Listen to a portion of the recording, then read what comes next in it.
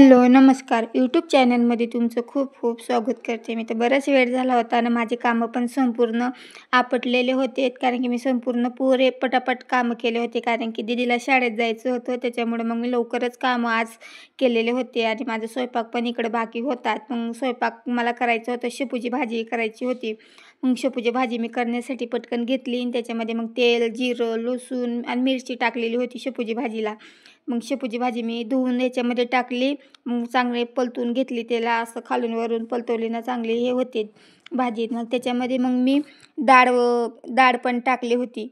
मुगाची डाळ टाकली ना तर मग भाजी छान होते. मग मला मुगाची डाळ कोणी टाकतं कोणी टाकत नाही भाजीमध्ये, तर मला तर आवडते मुगाची डाळ. तर मग मी टाकली होती आणि झाकून ठेवलं होतं आणि मग नंतर म्हटलं 5-10 मिनिटाला लगेच भाजी झाल्यावर तू बघू, तो भाजीला पण छान कलर आला होता आणि भाजी पण छान शिजली होती.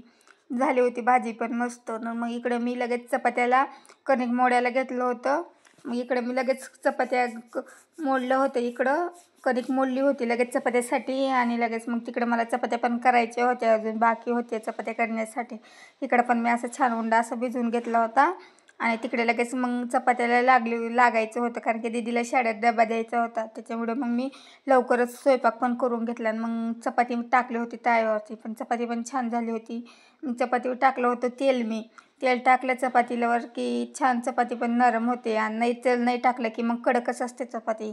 मग चपातीला मी छान टाकून घेतलं आणि इकडे चपात्या पटकन करून घेतल्या आणि इकडे लगेच मग चपात्या माझ्या झाल्या आणि मग लगेच मी डब्बा भरला दीदीचा आणि दीदीला सोडलं होतं शाळेमध्ये. कारण की दीदीला जायचं होतं शाळेमध्ये. मग त्याच्याकडून मी दीदीला शाळेसाठी सोडलं होतं आणि मग बाबू पण चंपेकीसन फिरत होता आणि भाऊ मग लढत होता की मी पण येतो म्हणून सण. मग भाऊ लगेच बाय बाय करायला लागला दीदीला की बाय बाय दीदी म्हणून सण. आणि माझे कामं तर इकडे उरकलेलेच होते.